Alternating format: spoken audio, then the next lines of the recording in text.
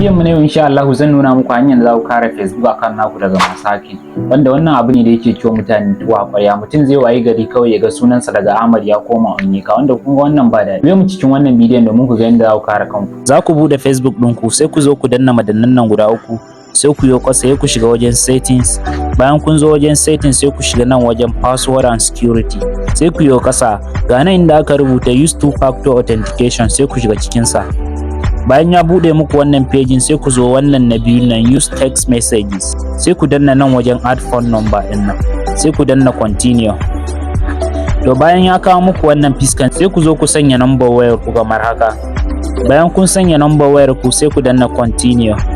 To anan yanzu nan sun ce za su turo muku verification code a wannan layin da kuka sanya, sai ku zo ku sanya verification code din da za su turo muku, sai ku danna continue. So kun ga gashi anan kamar yadda kuke gani suka ce two factor authentication is on.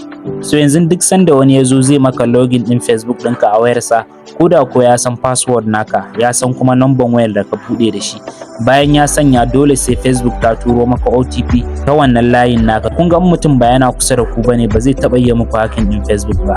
So jama'a da fatan kun ji daɗin abin da na koyar, inda na kuskure kuma ga farki ne, sannan kar ku manta da yin follow, like da share domin samun bidiyo mu masu amfani da wannan. Sai mun haɗa ku a next video.